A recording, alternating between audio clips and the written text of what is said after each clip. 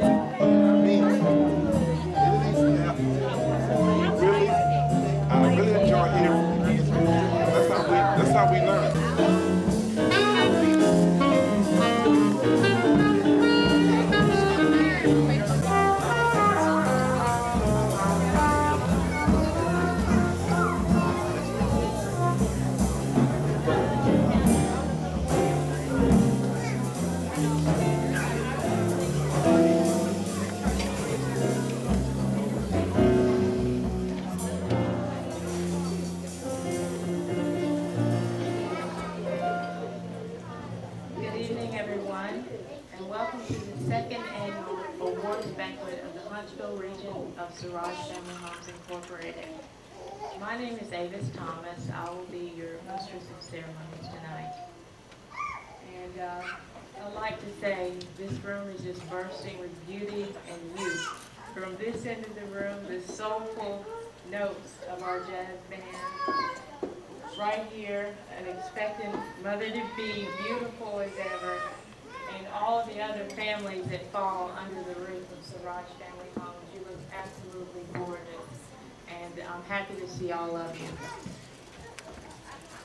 I'd like to introduce Sidney Carmichael of our marketing and referral.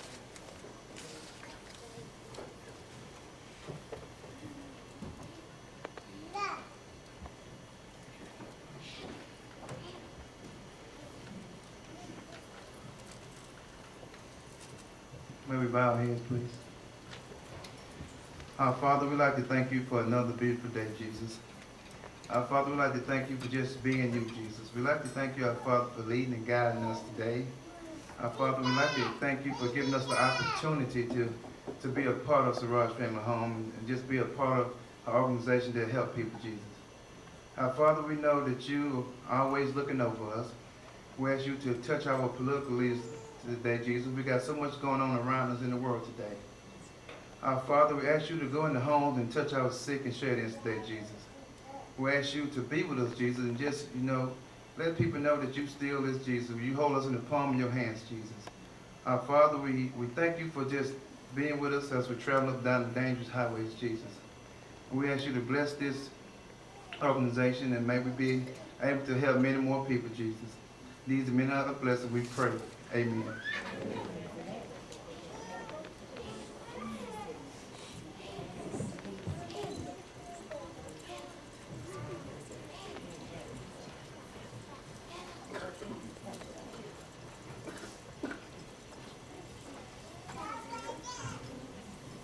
Good evening. I bring you greetings from Madison County Department of Human Resources.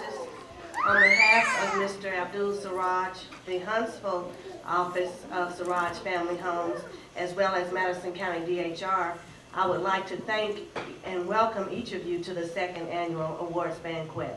The voices of a million angels could not express our gratitude for the time, the patience, the commitment, and the love that each of you share with the children that you care for each and every day. So please sit back and enjoy your night as well as we show you just a token of our appreciation for the great jobs each of you do throughout the year.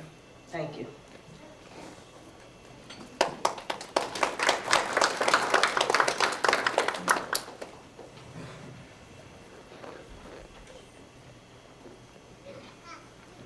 Now I'd like to introduce our special speaker, Miss Hadiyah Nicole.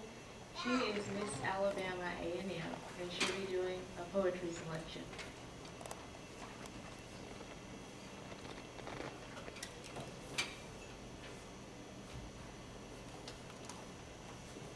Good evening.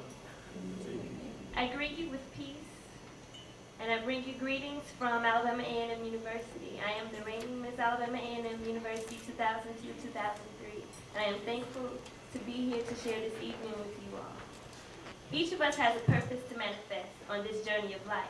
As we manifest this journey, we need to appreciate our connection to our families, to the human family, to each other, to the world, to the universe, and most of all, to the spiritual divinity. One way that I explain our connection is through the symbolism of flowing. And being that we are all connected, my flow can be your flow too. So I share with you.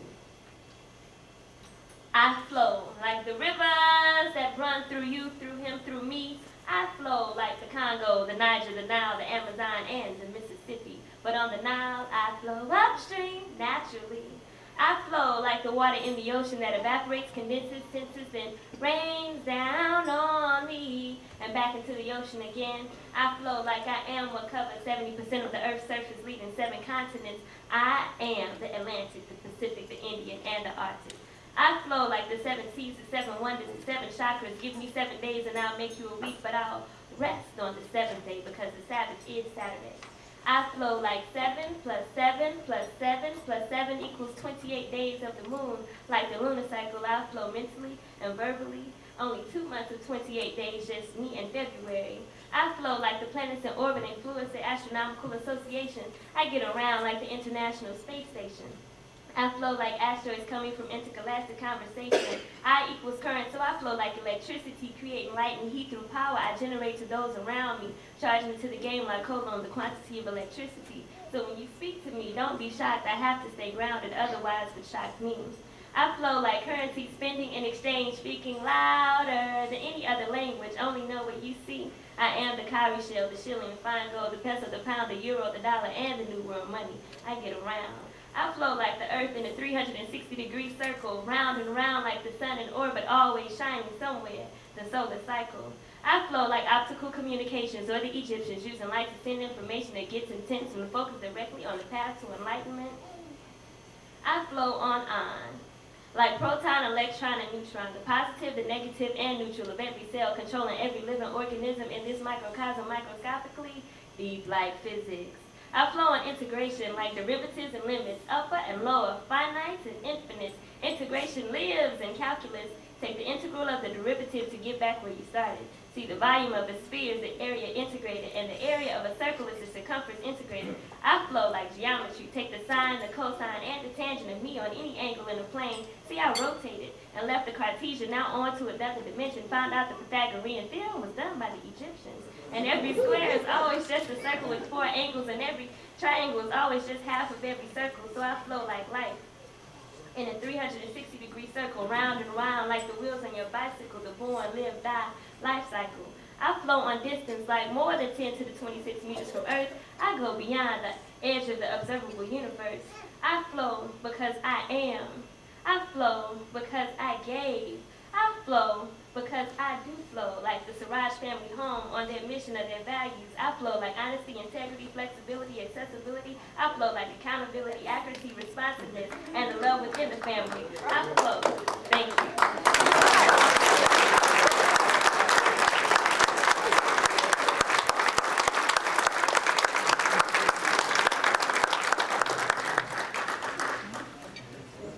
That was Miss Hadiyah Nicole. Doesn't she flow, everybody? Now we'll have Mr. Robert Sullivan.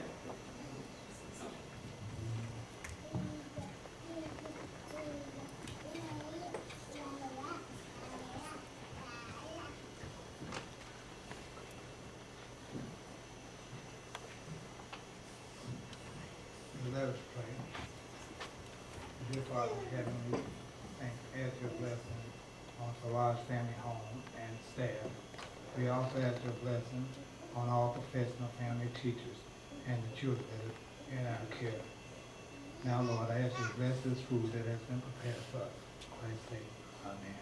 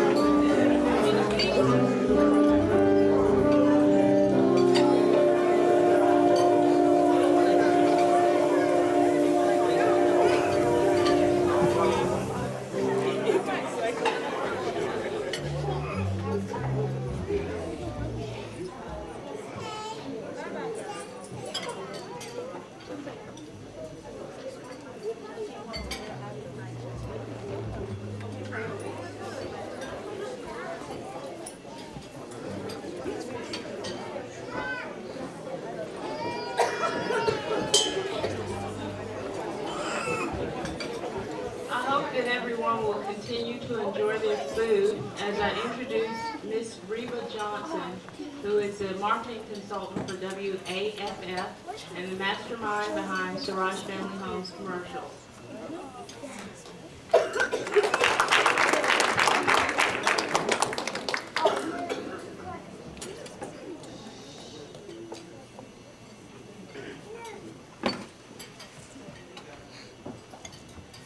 Ladies and gentlemen, it is my pleasure to introduce to you tonight my fascinating co-worker, Lee Marshall. A Northwest Tennessee native, Lee's broadcasting career began 13 years ago in high school, where she was a radio personality. She received her journalism degree from Murray State University in Kentucky, where she actually landed her first television job. In college, Lee maintained a challenging schedule as a full-time student during the day and a news anchor, producer, and weather anchor at night. From Kentucky, Lee continued her broadcasting career in Yakima, Washington at KNDO as an anchor. Although KNDO provided great opportunities for Lee, she and her husband Jeff heard the South calling them. They had to get back to their families in fried chicken and arrived in Sweet Home, Alabama, 5 years ago, making Huntsville their home. Since 1998, Lee has been anchoring the morning and noon newscasts for WAFF Channel 48 and WDRM. Lee, an adopted child herself, is very involved in adoption efforts statewide. She solely developed WAFF's Kids to Love campaign, highlighting children in foster care in the state of Alabama. Through her Kids to Love campaign, Lee has been instrumental in placing more than 100 children in forever families. Her excellent work with the Kids to Love campaign even earned her an Emmy nomination. Kids to Love airs every Sunday at 10 p.m. and Monday at 6 a.m. on Channel 48. Last year, after learning that foster children all across the state of Alabama were transporting their belongings in garbage bags, Lee single-handedly spearheaded a campaign challenging viewers in the heart of the valley to provide suitcases for these children.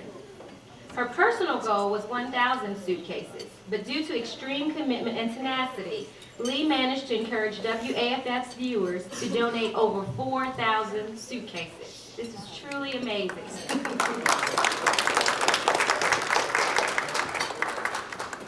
In addition to her incredible journalistic accomplishments, Lee is also involved in many other community service projects. She serves on the board of directors for the American Cancer Society. She's also on the board of directors for FOCAL, which is Foster Care Alliance, and that provides assistance to children in foster care. Ladies and gentlemen, it's my pleasure and honor to introduce to you one of the most selfless, courageous activists I've ever known. She is an award-winning journalist, a committed leader, and a multi-talented, fine lady. So, without further ado, Ms. Lee Marshall.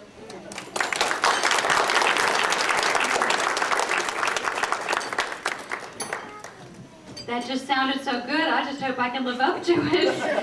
Well, I have to tell you that I'm so excited to be here with you tonight to talk about something that is that's just my heart, and that's kids and foster care and adoption. And I just want to thank all of you as foster and adoptive parents for the job that you do, because you're there in the trenches every day, and you know the heartaches and you know the trials, but you also know the rewards and the celebrations, and that's why you do what you do. Tonight I want to talk about a little bit about my history and why this is so important to me. At 6 weeks old, I was adopted through the Tennessee Baptist Children's Home, actually placed in foster care for a long enough time. You know, the court system, they just move you right on through, as I'm sure all of you well know. So I was in foster care for a little while, and then my parents finally got the adoption final. Growing up, I always knew that I was adopted. My parents were very open and honest with me about that. I have an older brother who's also adopted. We're not biological brother and sister, but trust me, I still pestered him like any baby sister should. So he didn't miss out on anything. My parents told me at a very early age that I was adopted and encouraged us to talk about it and ask questions about it if we needed to do that. And so growing up, I always accepted the fact that I was adopted, and my parents, when they told us, they sold it to us in the fact that, you know, you're special, you're chosen, and that's how they referred to it.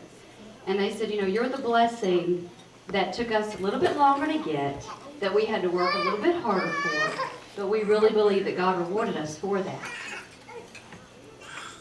I always knew that I was adopted, and I would go to school, and sometimes kids can be pretty cruel, and you know, they would tease me and make fun of me sometimes for being adopted, and I would just, you know, say, you know, your parents had to settle and mine got to choose, so I don't see me as being a loser in this thing.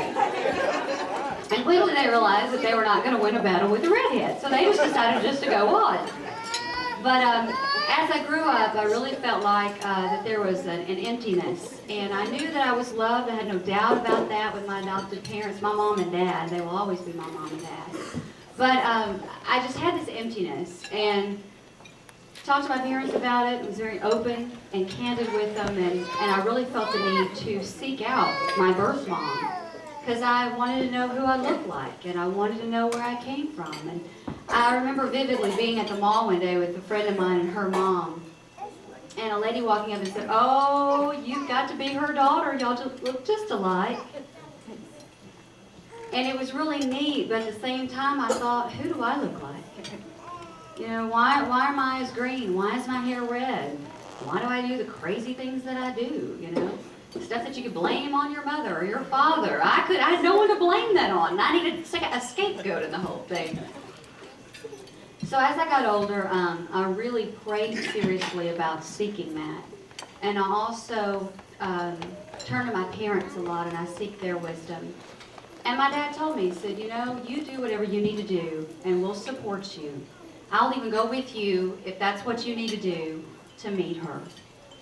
So I was in college, and I decided that it was time for me to find her. And filled out the appropriate paperwork, and as you know, going through state agencies, no offense to Nita, you know I love you. It took a little while. In fact, it took 7 years for me to get my records. Actually, was in the process of a lawsuit and went all the way to the U.S. Supreme Court to uphold the law. And the law in Tennessee, and it may be national, I'm not sure though, but I know it's the law in Tennessee. It really, I think, is a fair law because it protects the right of the adoptee, but it also protects the right of the birth parents. And I think that's very important because they have rights too. So, the day that I got the letter saying that they had finally gotten to my name on this big long list of names waiting for their records, I said, well, when can I come and get my records? And she said, well, if you send us blah, blah, blah, then we can photocopy and drop them. I said, no. When can I come and get my records? And she said, well, we're open every day, so-and-so to so-and-so. I said, so I can see you in the morning at 10? And she said, well, yes, ma'am, I guess you can. I said, okay, well, we'll see you in the morning at 10. So we better believe, took off, headed to Nashville to get my records. And I went in and I sat down, and there was this wonderful social worker there that day. And she said, I want you to understand the severity of what we're about to do. And she said, we have files that have been closed for years. And she said, inside these files are probably a lot of things that people don't want public. She said, most of the time, anytime it's an adoptive or foster care relationship, there are a lot of skeletons in the closet. And I just want you to be prepared for that. And so she had a box of Kleenex on the middle of the table, and she said, you know, we're going to laugh and we're going to cry. And she said, you're going to run the gamut of emotions. And she said, you do that, and feel free to do that. And she said, we'll take all the time that you need.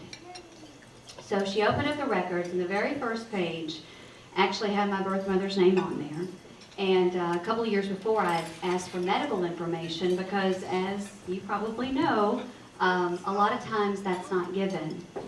And I think that's one of the big problems that I had growing up is I would go to the doctor, and even after I got married, I would go to the doctor, and they would say, okay, you need to fill out the family history, your medical history. Well, it was easy because all I had to do was just like flip 10 pages and sign the back and just say I'm adopted. I don't know. But the flip side of that is it was always a question of whether or not I was going to have a reaction to medicine, whether or not I had a family history with stroke or heart disease. I never knew.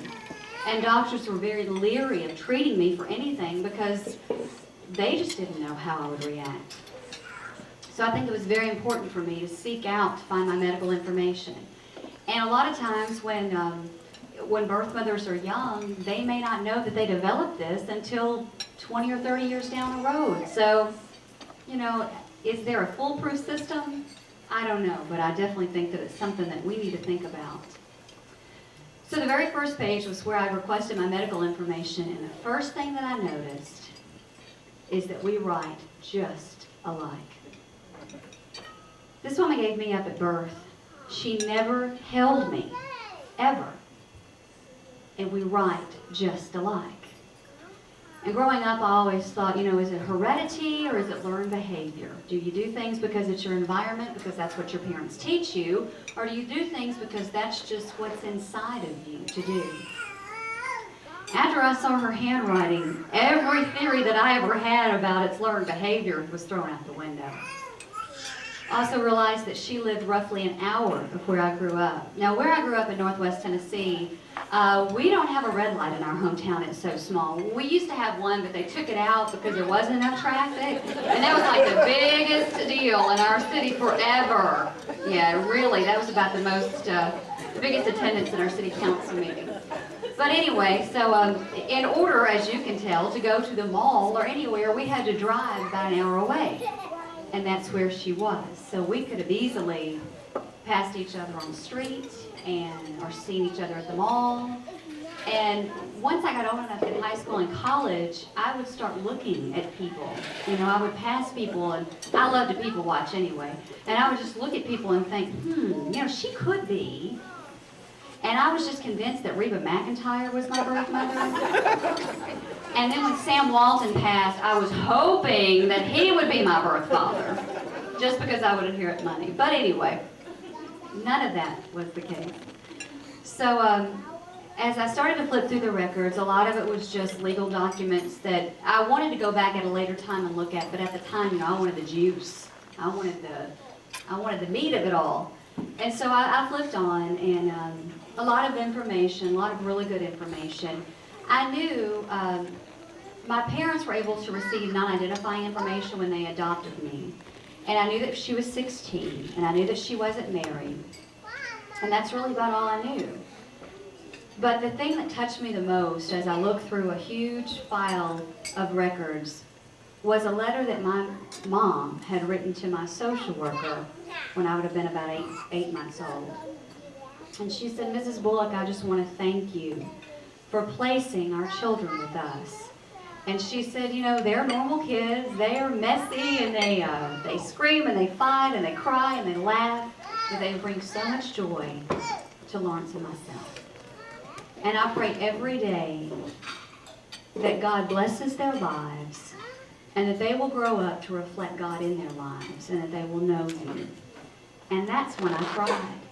Because I realized that long before I was even in the picture, when my parents couldn't have children, they prayed for us. And God led them to adoption. And God led us to them. And I just think that that is a miracle. And I'm so thankful for that. So I got her name and I got her address. And the law that lets me get my records protects her privacy. So I had to pay yet another fee. Kind of getting on up there, as I'm sure you can imagine, for the state to search. And I said, well, her address is right there. I mean, I could pick up the phone and call her. And they said, well, we have to do the search. But what that enabled them to do was to contact the birth mother, to let her know that I'd received my records and that I wanted contact with her. And it gave her the right to accept or refuse that. And I think that that's very important, that she has her rights too. So I was supposed to wait 90 days. Well, I'm not very patient. But I knew that she could throw me in jail. I mean, that's the reality of it. If she did not want contact with me, she could put me in jail. And you know, I really didn't want a rap sheet that said, reason for incarceration, finding birth mother. You know, I didn't want that kind of rap sheet. So I waited the 90 days, and I called back, and I said, well, I was just kind of wanting to see where you are on searching for my birth mom. And they had the address there, so it wasn't like that there was a whole lot of background trying to find out where she is now and if her name had changed because she got married. And they said, well, it's been Christmas and blah. I said, okay, bottom line, have you contacted her? And they said, well, not yet. And I said, okay, well, legally I've waited my 90 days.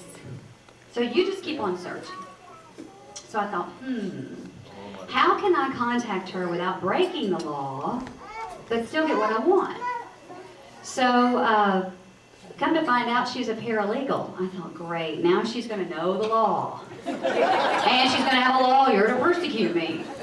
So I thought, well, what I could do, because I did not want to disrupt her family, because I thought, this might be something that she's got hidden deep in the back of the closet and that no one knows about. And I wanted to respect that for her. The last thing I want to do is cause any problems for her.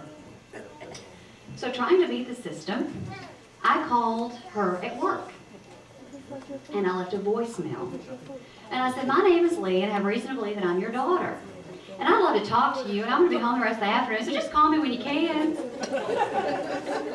So about 25-30 minutes later, the phone rang, and my caller ID said the law firm, and I'm like, great. At least it wasn't the county jail. And so she said, is this Lee? And I said, yes. And she said, this is Jan. And I just started to cry, and she just started to cry. And I said, I just want to tell you, first of all, I've waited 30 years to hear your voice. I said, I want nothing from you. I said, I just want to thank you for making the right choice and placing, and giving me up and placing me, giving me the opportunity to be placed with a wonderful family. I said, I want absolutely nothing from you. I said, I just want to thank you for that. And then she just booed even harder. And she said, I never knew if you were adopted or if you were at a group home. She said, I never knew what happened to you. And she said, I cannot tell you how good I'm going to sleep tonight knowing that you're okay. I said, I'm fine. I said, but I do have a lot of questions. And I said, I know that this is new and very unexpected for you. I said, but, could we maybe go to lunch one day? I'd love to meet you. I said, because I don't want to cause any problems. And she said, okay. And so anyway, I told her where my parents lived, and she just kind of freaked out that we were so close for so long. And she said, well, next time you come through here, I said, well, when's a good time for you? She said, well, the next time you come through here, blah, blah, blah. I said, no, when is a good time for you? And she said, well, when's a good time for you? And this was on a Friday. I said, well, tomorrow's a great time for me. I said, but I have been preparing for this for many, many years, and this is out of the blue. And she said, tomorrow would be great. So I called Jeff, and it was in January of 2 years ago. And we were so excited about having a weekend to do nothing. Those are just so few and far between. And I said, guess what? We're going to Jackson tomorrow. He said, what's in? Oh, did you call her? I said, yes. So she had to explain to her husband, who knew about me, but she had just mentioned it briefly one time. And so she went home that night and told him. And the next day we went, and I opened the door, and it was like I was seeing a ghost. It was eerie. But I know where I got my eyes, and I know where I got my hair, and I know where I got my hips. I just love her so much for those. But we sat down and had a wonderful afternoon, and we took pictures and exchanged stories, and we cried and we laughed, and it was just really a time of healing for both of us. And growing up, my parents were older because they had waited so long to try adoption. And I never had any grandparents. My grandparents passed away before I was born. And so I asked her, I said, I have to ask you, do I have any grandparents? And she said, well, yes and no. I said, okay. And her father had passed away, ironically, the same year that I started searching for her. Her mother, still living and lives in Atlanta. And so she took out pictures of the home, the estate that my grandmother lives in. And I'm like going, yes, just kidding, she said, you do have a grandmother, but she does not know that you exist. I said, okay. She said, and she told me the story of how when she was 16 she got pregnant, and the birth father never even knew that I existed. And her parents were divorced. She was living with her father. Her mother was remarried and living in another city. So they just thought it'd be best if her mother never knew. And she had kept that deep, dark secret for years. And it literally had haunted her. And she said, I don't know if I can tell her. And I said, well, I respect you, but I have to tell you that I have come really, really far. And I've never had a grandmother. And I want to meet her. And I want to meet her with your blessing. But I'm going to do it with her without you. And she said, just give me some time. I said, okay, you take the time. So in March, Jan was planning a brunch for some friends that she'd known throughout her life that knew about me at different times. I mean, that she told them about me, but she said, I want you to meet them, and I want them to meet you. It's okay. So about 2 days before the birthday brunch, she gets a call from the grandmother. I thought I'd go see my sister in Arkansas, and since Jackson's the halfway point, I thought I would just come and stop over on your birthday, and I could see all of your friends that are coming in. Jan's about to die. And she said, okay, that'd be great. We'd love to have you. And she calls me. She said, dang you. She said, I guess it's just meant to be. So Vivian came in, and Jan poured her a glass of wine. I think it was pretty strong. She was trying to calm her nerves, and she said, sit down, I want to show you something. So she handed her a picture. It was a picture of Jeff and I, and she said, does anybody look familiar? And she said, well, he does. No. And so she covers Jeff up. She said, what about now? And she's like, no, not really. So she puts in a tape of me doing the news. And the minute she heard my voice, she just got tears in her eyes, and she said, who is that? And Jan said, that's your granddaughter. And she said, I don't have a granddaughter. And Jan said, yes, you do. So she explained a little bit about the circumstances, and she said, we can talk more about this later, but actually she and her husband are about 10 minutes out, and they're coming to meet you. So we'll just talk about the rest later. And she's like, wait a minute, I'm going to meet her? You haven't told me this. But I went in, and she hugged me, and she would just pat my leg as if to say, are you for real? And I'm like, yes, I am. Surprise! And because she didn't have any grandchildren. So we really filled a void in each other's life. And it's just been amazing how that has completed me. And I'm very blessed that my situation turned out to be a good situation. As you know, in the media, sometimes the stories, and the majority of the times, the stories can be bad and they can be negative. I contemplated telling my story as far as finding my birth mom, but I was leery because I didn't want it to be perceived as being a story all about me, because it wasn't. It was about the bigger picture of adoption and selfless love, and what a difference that a 16-year-old who is in a crisis can make when she doesn't make 2 wrong decisions. When she makes 1 wrong decision and then she makes the right decision. And I thought, we can really educate people with this. And that was my desire. So, and I was teetering back and forth whether or not to do it. And you may remember a couple of years ago, Dateline did a big story on the babies that were promised to 2 families and how it was really torn and back and forth. And adoption and foster care was just receiving such a negative view in the media. And I thought, this is God's way of saying it's time to do your story. And so I did. And I've been amazed at how many people come up to me at the mall or Target or wherever, and they say, my parents are foster parents, and I know exactly, and I know how important it is. Or I adopted a daughter, and she's my daughter, and it just makes me mad when people say, her adopted daughter. Well, I'm there to wipe her nose. I'm there when the dates didn't show up, just like my mom and dad were. And Jan is Jan, and she and I have a wonderful friendship. We still keep in contact. My parents had met Jan and her husband Rick, and my mom said, how could I even be mad at her, because she gave me what I would never be able to have, and that's a child. And she said, I have deep love and respect for her. growing up, I always was the type of person that when kids would make fun of me for being adopted, I would almost like wear that as a badge of honor. And so at a very young age, it was like I was kind of on this sole mission to, you know, make adoption cool and make adoption acceptable. And so as I grew up in college, I competed in the Miss Tennessee system. And we had to have a social platform. Well, you know, the typical world peace that the pageant girls do, that just wasn't me. And so they said, you know, we need an issue, a social issue. And I said, you know, I've got the perfect one. I said, adoption. I said, we need to change the stereotype of adoption and foster care.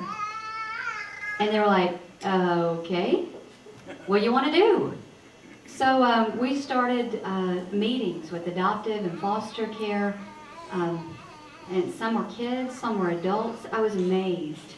And it was always the same thing of, you know, I just had questions, and why me? And, you know, do they not love me? And what we all came to realize is that they loved us enough to make the sacrifice. And it took me a long time to realize that. So I was adopted through the Tennessee Baptist Children's Home. I had the opportunity when we were still living in Tennessee to speak on their behalf and to help raise money for them, because since they're a private agency, if they accept state funding, then they cannot teach children about the Word of God, and they cannot teach children about God, and that was something that was very important to me personally to do. So as I got into the media, I realized the importance of the media and just how, you know, when we would cover a story of a house fire and how many people called to say, can I help? I want to help. I thought, you know, we need to take adoption and we need to take the power of the media and somehow put it together. Well, that was my theory, but I didn't know how to do it. So I prayed. I said, you know, God, I really believe that you brought us here because we both wanted to be closer to our families. And I said, I know that you've got a plan, but I don't know what that is. So I'm just going to let you tell me what that is. And just one day it popped in my mind, what if we do a story about children in foster care? So I went to my news director and I said, I've got this great story idea. And he's like, what is it? And I told him, and he said, Lee, people don't want to see that. He said, you know, people want to see the bad stuff. And I said, you know, as a children waiting without permanent homes, that is bad stuff. I said, this is very bad stuff. I said, it's a social issue, it's a social stigma. And I said, I think that we should lead the charge in changing it and helping it. He's like, okay. So I did the story, one story. I was amazed at the response we got. So I went back in and I said, you know, if we can do that with one story, just think what we can do if we do it all the time. He said, Lee, it'll never work. People don't want to see that. I said, you know, I think you're wrong. And a boss doesn't like to hear that. I said, I'll tell you what. Here's my idea. I said, let's try it for 6 months. And at the end of the 6 months, if we're not seeing results, I will be the first to say, you know what? I was wrong. You're right. And we'll just go on. I said, but at the end of 6 months, if we are seeing results, I said, then you better be the first to admit that you were wrong and that this idea was the right idea. It's like, all right, whatever, just go on, I got stuff to do. Against his judgment, we started our Kids to Love program. And we celebrated our 3rd anniversary in November. Guess who won?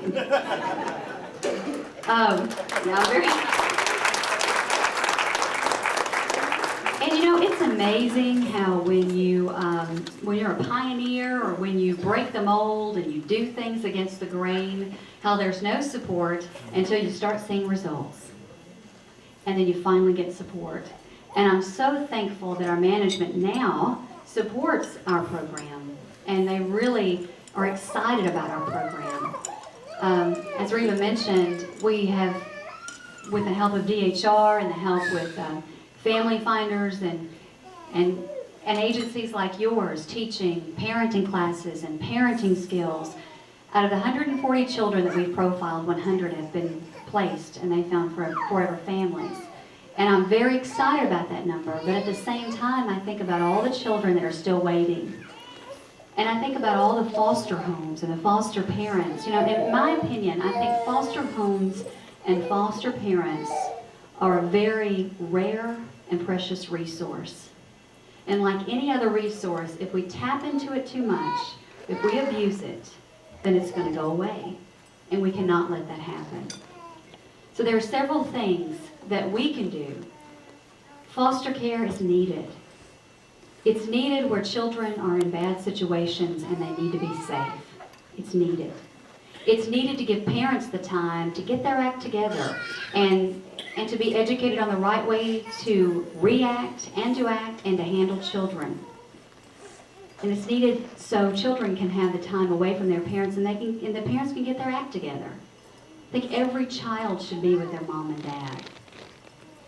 I would hate to be a social worker who would make the call to terminate rights. But the hard truth is there are a lot of times that is the best choice. That kids are in situations where it's not a loving, nurturing environment. And when that happens, it's important that we have agencies like the one here tonight that can train prospective adoptive or foster parents to take those kids in with their baggage, because we know a lot of times they have baggage. The children we show have lots of baggage. Babies, that's not a problem placing the babies. And it makes me mad when people refer to the special needs children, the older children, the sibling groups as damaged children. There's nothing that makes me madder. And I said, you know, they're not the ones at fault. They're innocent children. And shame on us for making them feel like that it's their fault. So many of the children that we profile have ADHD and a whole host of problems. A lot of times, I have to think, and I'm not a psychologist, I'm not a social worker, but I have to think, you know, if those children were in loving, nurturing, stable, permanent homes, then all these behavior problems will go away, or at least help to deter them. I was at a dinner in Morgan County back in May, and I wasn't eavesdropping, but there was a lady behind me that had a pretty loud voice, and so it wasn't like she really cared if anyone else in the room heard what she was saying. I just want to preface that. And she was talking about how they were moving a child, and it was in the middle of the rain, and the garbage bag broke, and all of their clothes got wet. I said, "Excuse me?" She said, "What? You know, we were moving the child, blah, blah, blah." And I said, "No, go back to the bag and breaking, and their clothes got wet." And she said, "Yes." I said, "Is that just in Morgan County?" And she said, "No. Every foster child moves with a garbage bag." And I said, "Okay, your attitude toward me is like I'm stupid for questioning this. My question to you is, why is that acceptable?" I said, do you need suitcases so kids don't have to move in garbage bags? And she said, "We need lots of things." I said, "Do you need suitcases?" And she said, "Yes." So the next day I went into my news director and I said, "Hey, listen, I got this great idea. We have foster children that need suitcases." And she said, "You know, when I was in Nashville, we did one story on this, and I was amazed at how many suitcases were raised." I said, "I don't want to do a story. I want to do a whole campaign." She said, "Okay." So I called around and checked with every county DHR office to see how many children were in foster care and state custody. And we came up with 1,000 children in 10 North Alabama counties. That's a lot of kids in our area in foster care. We also reach into Tennessee. So I thought, you know, if we have minimum 1,000 bags, that at least gets these kids taken care of. And then maybe we can do another campaign down the road and get more. So we started our Cases for Kids and just did a simple appeal and just showed them the need. I was blown away. I think that there's been very few things that have touched me more than the generosity of people coming to the station. One day it was raining, and this elderly lady, and she didn't need to be driving, to be candid. I mean, she just was feeble. And it was raining, and she said, "I wanted to get these suitcases to the kids that need them." And I just thought, you know, I said, "Thank you." We got one set of suitcases, and I mean, as you know, sometimes as foster parents and agencies, a lot of times people look at it as, well, I can take what I don't sell at my yard sale and give it to you, and who cares if it's got a couple of holes in it because it's better than nothing. I think children deserve better than that. I mean, what kind of self-esteem is that going to give them if we give them used, damaged things? It's going to make them feel like that they're damaged too. We got one set of suitcases in, and they were purple. It was one about a medium size and a smaller size. And they were old and not in the best condition. And so we were going through, and we thought, well, it's better than a garbage bag. And we were just kind of sorting as far as, styles and size and things like that. And we opened up the purple suitcases because we were cleaning them out, and we put stuffed animals in a lot of them. We didn't have enough to put in all of them, but in a lot of them. And I found a letter, and it was typed, and it said, I want you to know that I know exactly where you are and what you're going through. Because when I was your age, I was in foster care too. And I had to move my things in a brown paper bag. And someone, a lady in a church along the way, gave me these 2 suitcases. And I've held on to them. Because for the longest time, it was the only thing I had to call my own. But I know now that there's another child out there that needs these suitcases, and I want you to have them. They may not be new, they may not be the best, but just know that they were given with love. So take these suitcases and use them, and who knows, 20 years down the road, maybe you can pass them along to another child. That blew me away, and I thought, our image was, these are just old suitcases, but those suitcases, can you imagine the stories that they could tell, the places that they've been, where she'd been moved around.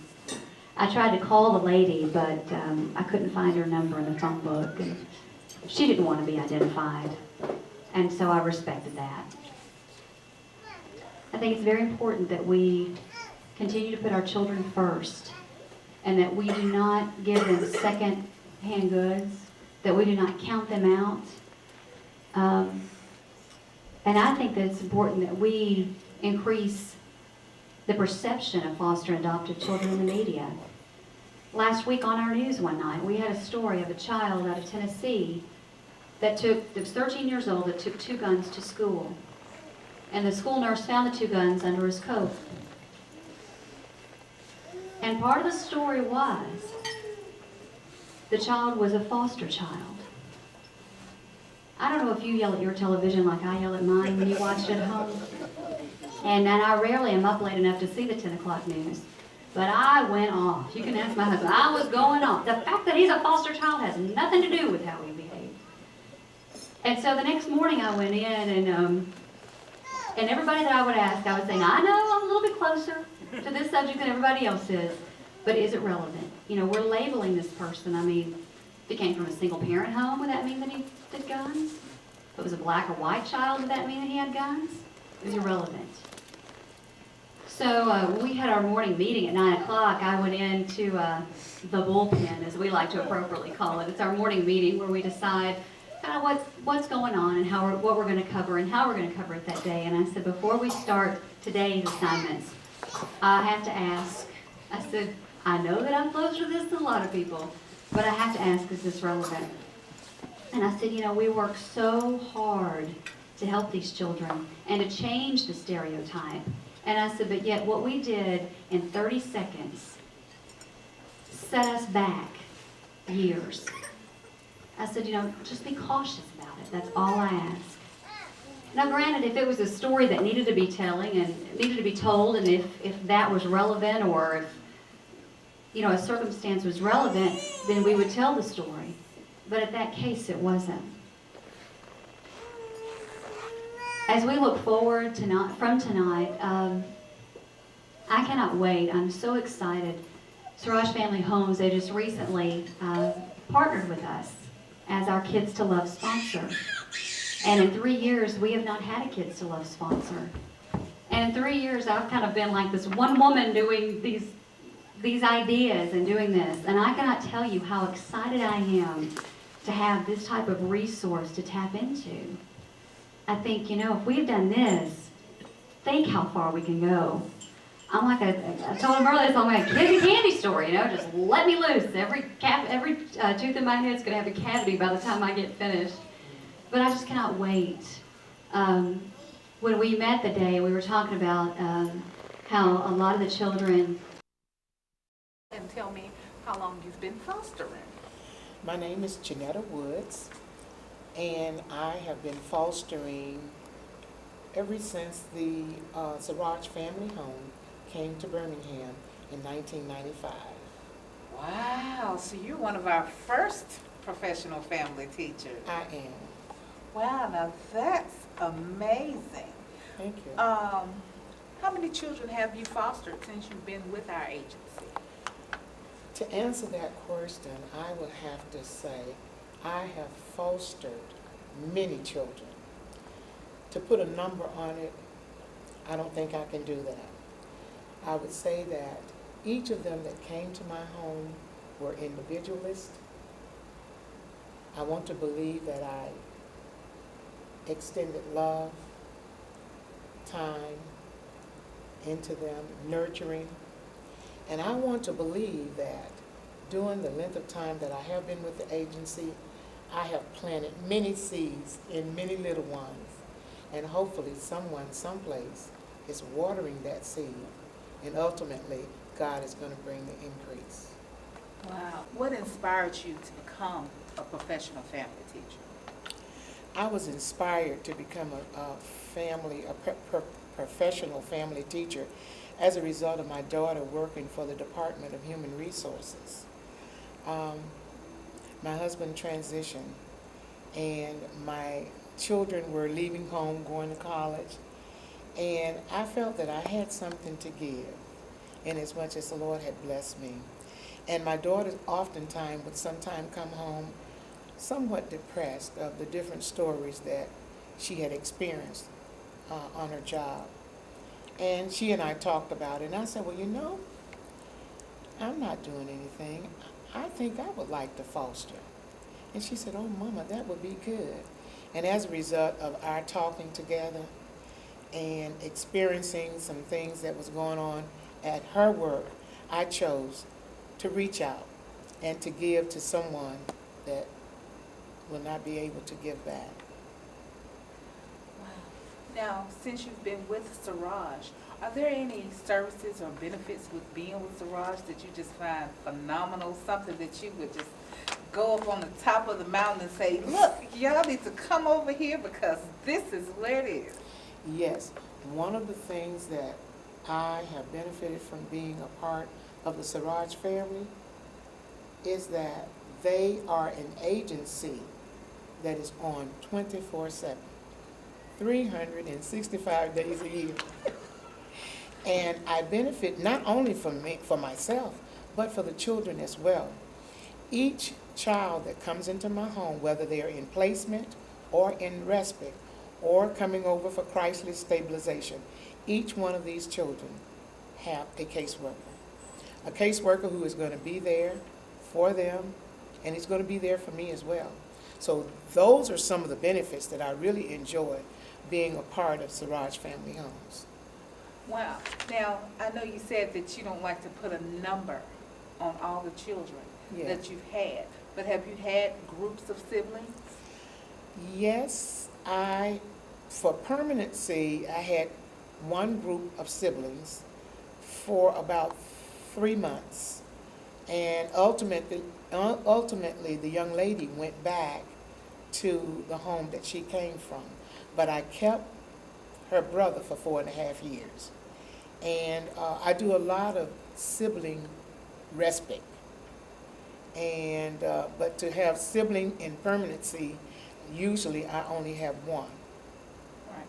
Now, I heard you say that she reunited with her family. Yes. How were you able to keep the brother that you wound up keeping for 4.5 years connected to his sister and the rest of the family? What are some of the things that you did, and what are some of the things that Siraj did to make sure that the family stayed connected? Okay. When all possible, when the children come into my home and they do not have a contact, say that the families are not together. I try to encourage it if the courts has not ordered contact. But if the court has not ordered that, I try to encourage it. In fact, this particular family that I was telling you about, the son that was with me, we went on a week's vacation, and I asked that his sister would be able to come with us. And we went to Gatlinburg, and we stayed a week. The mother is deceased. The father is in Chicago, but he does have an uncle here in Birmingham that we did periodically have phone contact with. But this particular child, the daughter was adopted out. Oh. And that's the reason I asked that she come and go with us so the two siblings could be together on a vacation. Okay, that makes a lot of sense. If a person, what type of advice would you give someone who was considering adoption or fostering? What's some advice, some homespun advice that you would give them? If I was to advise someone that is thinking about fostering or adoption, there are three things that comes to mind.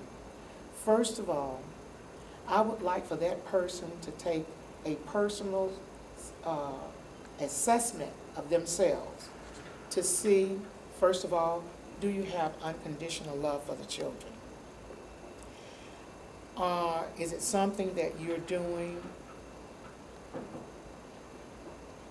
thinking that it's going to be a lot of money involved? Because believe me, it's not about the money. If you don't have love for the children, have not made that personal assessment for yourself, I would advise you to think about it until you do those things. Because no children are perfect. Foster children are not perfect. Adopted children are not perfect. My biological children are not perfect. Children are just children.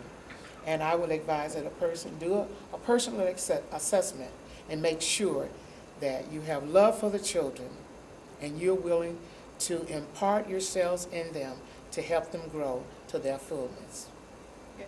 Now, with your biological children, did you have to teach them how to do? I know you said you had one child who was already in social services, Yeah. but your other children, did you have to give them any type of specialized training or anything to help deal with the new family that was coming in? Well, what we did, as a result of being in the GPS class, we were taught in that training that we should discuss it with our families, and we did.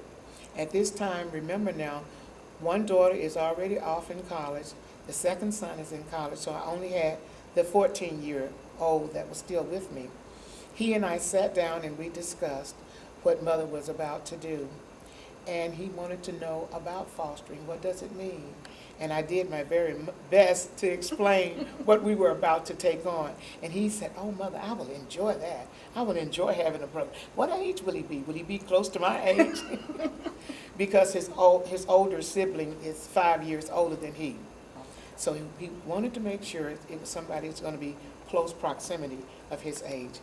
And I told him that we were going to share with this child because we had the space, and above all, we had the love in our hearts that we could share. And he was very accepted to that.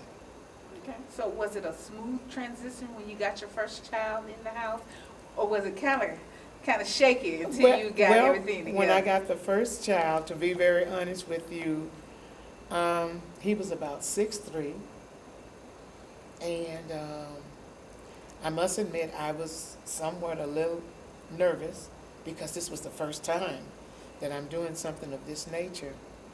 But after a couple of days, and I allowed him to invite me into his world, and he saw that we were there to help and to give of ourselves and what we had to him, he began to mellow, and it was a very good placement for a while. Okay. Mm-hmm. Well, what's the longest you had? Was that the 4.5-year child? Yes, the longest that I fostered a child was 4.5 years. And do you still maintain contact with him? Yes. I am a visiting resource for him. He comes to visit with me during Christmas, holidays, and on his birthday he comes to visit as well. Also, there was a young lady that I fostered.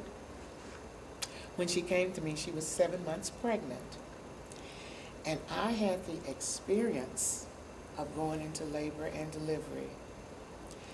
And it was just a joy. She stayed with me 6 weeks after the baby was born. And she went into another home. After that, she would come every Sunday. She would bring the new baby. She would come to have Sunday dinner with us. And this went on for about 4 years. And it was a beautiful relationship. I did lose contact with her. I think she left Birmingham and left the city, and I was no longer able to get in touch with her. Now, when you're fostering these children and providing them with care, where do these recommendations for and guidelines for providing their care come from? How is that set up? The recommendation and guidelines for the care, that was done in our training. We have many trainings. In fact, we have what is called a PFT meeting once a month. We get, each foster parent has to maintain her license. That is 24 hours per year. And in all of these different trainings, we have different facilitators come out and talk to us about the things that we probably would experience with the children. And so a lot of that training is done in our PFT meeting.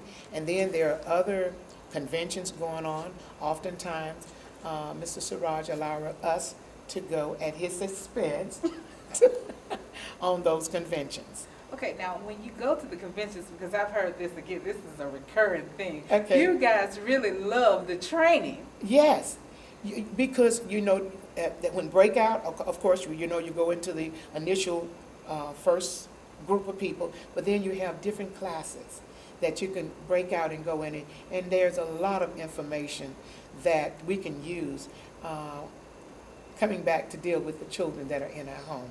So I enjoy that. I applaud that. And I think it's very, very helpful to us. And then you keep in mind that PFT sometimes, we need respite too. We need some time just to come apart and just relax and enjoy, and then be refired and go back to do the work. Now, besides the training, these guidelines, aren't they set up in an ISP, individual service plan? Yes. And so for those who don't know what an ISP is, could you go over what an ISP is and how does Siraj utilize that as another tool in your toolbox? Yes, an ISP is an individual service plan. Each child should have an ISP.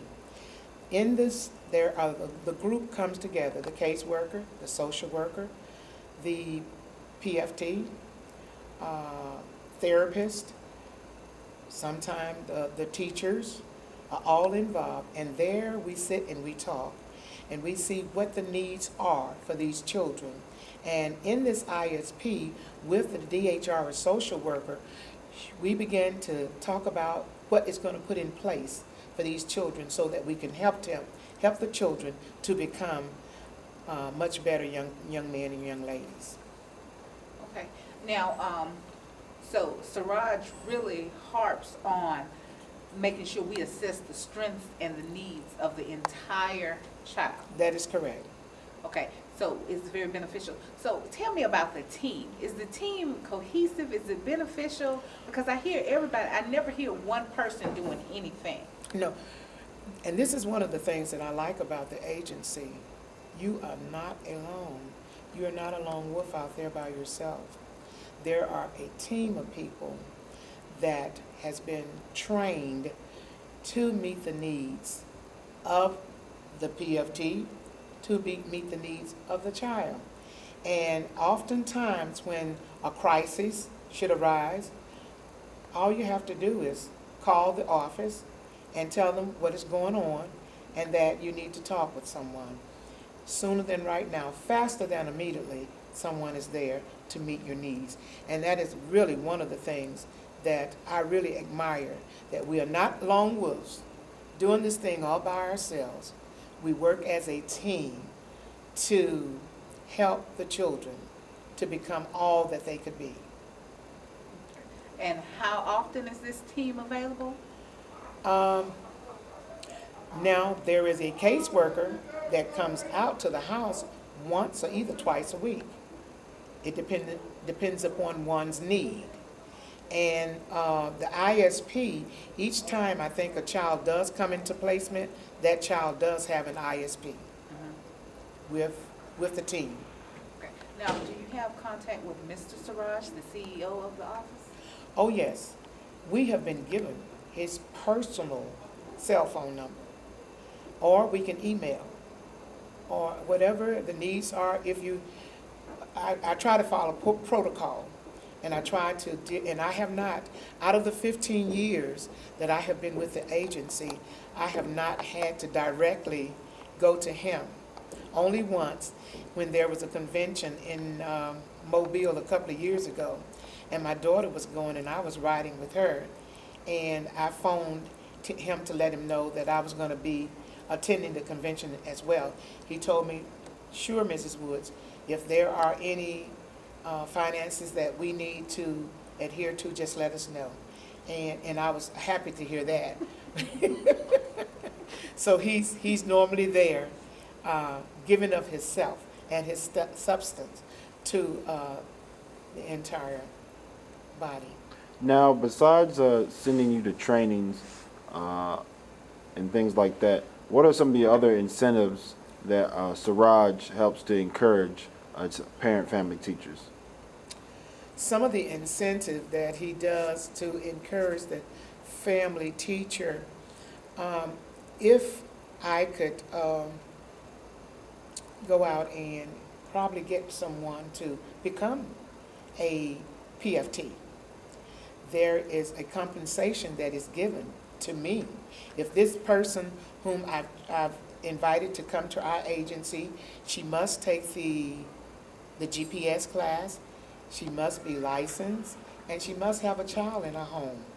And if all of these criteria are met, then there would be compensation given to me as a result of recommending a friend or to come into the program. Okay. What about birthdays, anniversaries? Sure. In fact, I was just discussing with Mr. Siraj's daughter how I look forward every birthday. Oh, I look forward to, what is it, the name of the truck, the guy? The UPS. I look forward to the UPS truck coming to my house right around April so that I can receive a blessing from them. And he does a lot of, the kids go to skating, they go to movies, picnics. There's something all the time happening to keep us involved and to keep us connected. Wow, that's What are some of the gifts that you've gotten from Siraj? I've received a beautiful, well, I've gotten several purses, and they were beautiful purses. I've gotten a fruit basket. When my husband transitioned, they were there offering up their condolences. I've gotten cards when I probably was ill myself. I have also gotten gift certificates to go out and wine and dine a family member or several family members. I've gotten several of those. He's a giving person, and that is something that I admire about him as well. Now, do the children, I know you have access to it, do the children have access to it? Sure. The numbers, we are told to make sure our numbers are posted on our refrigerator and in the children's room. All of the numbers here for staff is on that list, and if the children have a need to phone whomever, it's right there available. Nothing is hidden. And another thing I like about it, when The caseworker comes out once a week, or if need be, twice a week. He would talk with me to see how everything is, and then I excuse myself so that he can talk privately with the child. And the child can disclose whatever his needs are, or what is going on, or what he would like to go on. So we're not doing things secretly. It's all out and in open so that we can work for the betterment of the children. All right, let's.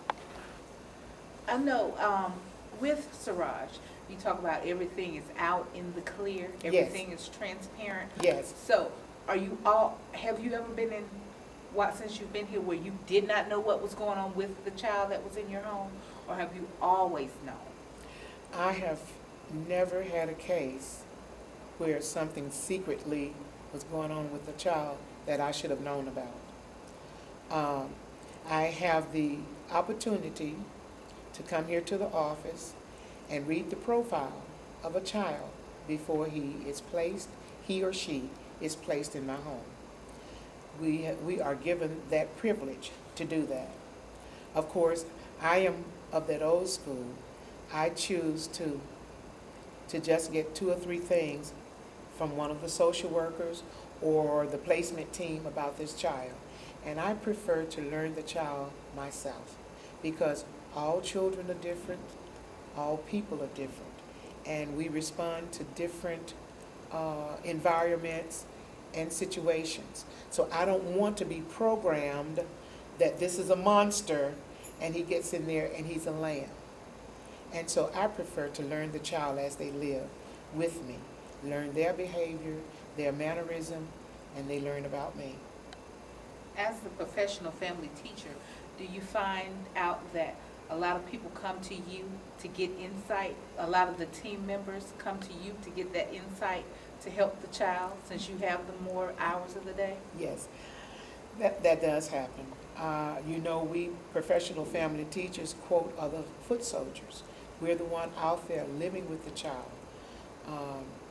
And of course, I'm going to know more about the child than a person that does not live with them, because we are interacting every day. So yes, there are times that I do share things that I have observed about the child, possibly that wasn't not brought out in the ISP or the IEP, because of my involvement, my exposure to the child. Yes, that has happened on many occasions. Have you ever had to use any kind of creative behavior management techniques?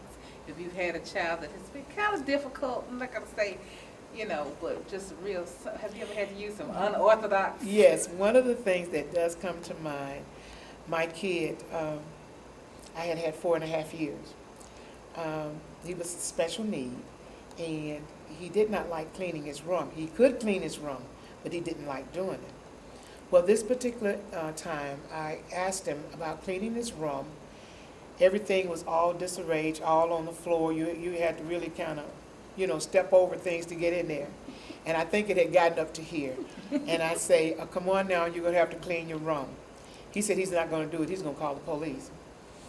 I didn't think he was going to do it. There was a ring on my doorbell, and boom, I opened the door. Here's this blue uniformed policeman. I said, yes. He said, we had a call from this house. I said, come right on in. Well, my son was standing there too. And at that particular time, I'm really embarrassed. The police at my house. I only asked the kid to clean the room. So I go downstairs and I get my cordless phone. And when I get the cordless phone, I call corporate. I called up here to the office, and I spoke with the manager that was in charge. Well, she in return spoke to the officer, spoke to the child, spoke back with me, and the officer said, well, ma'am, I think everything is okay. I'm going to leave. I said, okay. The officer left. The child and I got in the car so that I can calm down and diffuse the situation. We went for a long ride, because that's one of the things that I enjoy doing. When the leaves have changed in the fall of the year, and that's the time of the year it was, we went riding, and we rode, I guess, about 30 or 40 minutes. And then he said, Mama, I apologize. I was just acting out. I'm going to clean my room. So we stopped and we had lunch on our way back home. And when we got home, he went upstairs and cleaned his room. Wow, that was amazing. Yes. So you have to kind of be quick on your feet. Yes, yes, Okay. yeah. And don't play into their behavior. That's one of the things that I have learned. Allow them to calm down. Even me, I have to take a time out. You know, do some things, get away from the situation so that it can kind of calm down and then come together and talk about it. Okay. Mhm. So that comes into play with respite. Yes. Do you get to use your respite? I mean, well, how often do you? Yes, I do my respite once a month. If we don't have anything going on where I want him to be with me, it's okay for him to go to respite. But at some point, when they get a certain age, they don't like going to respite. But I try to team up with another PFT that this child will be familiar with. So it will be easier for him or her to do respite with this particular person because we have developed a rapport. Okay. So respite is really hard if the child does not know that person they're going to spend the weekend with. That is correct. That is correct. But if the PFT can team up with another PFT and they do things together, that the child become familiar with this particular PFT, do some visiting to that home, and while the child is saying, I'm interacting with this PFT, the child is going to interact with her child. And it's going to make it much more easier when that time comes for them to go over for respite. And that also, that helps with bonding with Sure. people in the community? That is correct. Okay. Have you found that to be helpful to your foster children when they can make connections in the community and with people outside of your home? Yes, that is very important. The kid that stayed with me 4.5 years, because of the school that he attended, there were children that he attended school with, and they will get together in the afternoon. He will either go to their spot and play basketball, or they will come to our home and play basketball. In the church, that is a good exposure for them as well. We are not to make or compel the child to go to church, but allow them to volunteer to go to church with you. And after a period of time, when they see that you are going to be consistent in attending church, eventually they'll go with you because they don't want to stay at home by themselves. So the outreach, and then there are family members that I interact, because my daughter does work for the Department of Human Resources. There are different activities and things that we can do together that she can broaden our knowledge on. And so we do a lot of things together. Now, as far as the opportunities, besides just being a PFT, are there other opportunities at Siraj that you've been involved in? And is there any other things that you've done at Siraj? Yes, I am a GPS trainee, and I have been for about 7 or 8 years. Let me see other things that I have done. Is basically at Siraj, do you feel like the door is always open for new and better opportunities? Sure, yes, I really do. I think that there is a great opportunity for any individual. If you want to foster or adopt or come in and take the GPS class, who knows? The agency might see some other qualities in you that they possibly can use you to do something. So yes, there are opportunities, and it's open. Now, have you ever fostered for any other agency or been with any other agency in any other way besides Siraj? No, I've only fostered with Siraj, and that has been since 1995. Okay. I'm very satisfied. I have not met any oppositions that we together could not sit down and discuss and settle. So I'm very pleased, and I really like the wraparound and the 24/7, somebody being on my team. I'm not out here by myself. All of the different programs that are here to help not only the child, but to help the PFT as well, to implement whatever we have to do for the children. The services are here. Okay, so if there was someone who was on the fence about fostering for Siraj, Okay. what would be something you would tell them to make them hop on over and join? I would say that when I know for myself that the phone does not cut off at Siraj at 5 o'clock in the afternoon on a Friday. Having said that, if I should have a crisis, I want to believe that someone from Siraj is going to come to my rescue. And having worked with him and with his agency for 15 years, I can verify that there is somebody that will come to your rescue, and you would not be alone. The holidays does not matter. The time does not matter. So I would say, if the people that you possibly are thinking about going to does not offer this kind of services, I suggest, girlfriend, that you come over here and be with me. Okay. That's it. How you grew up and your father and your mother. Oh, okay. You want me to tell that? Yeah, because that, it gives an insight into Okay. what makes you who you are. Okay, okay. Now, you're going to ask the question? I Yeah. forgot the question. Oh, yeah. Tell us about your background. What inspired you to become a foster parent? Okay, what inspired me to become a PFT / foster parent is that I was reared by a Baptist preacher, and we had a very, very large family. There were 7 of us, 4 girls and 3 boys. Then my father pastored a church, so I was given an extended family. So it was my biological family, now my extended family, and then I later married and had my own individual family. After the transition of my husband, my daughter was already in college, and the second son was en route to college. I was feeling an emptiness in my spirit and in my soul, and the Lord has been so gracious toward me and my family. And I felt that, and my daughter does work for the Department of Human Resources, and she would come home sometime a little depressed. She would come by my house before she'd go home because of what had transpired at work, and sometimes, if it was all possible that she could discuss, she would tell me of some of the horror stories.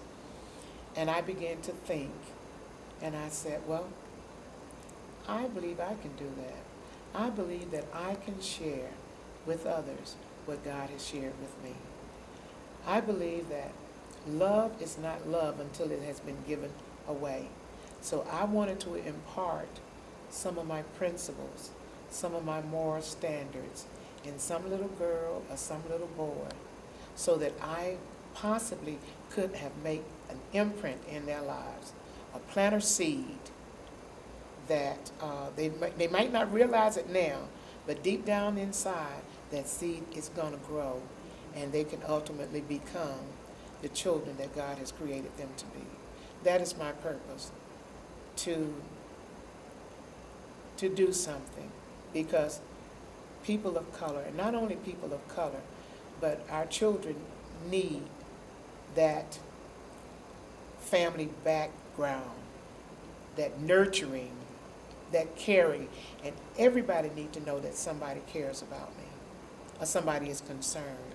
And oftentimes, the children will display behaviors that I don't care, but if you just leave them alone and just let them come into themselves, eventually they'll say, hey, she does care about me. She does care.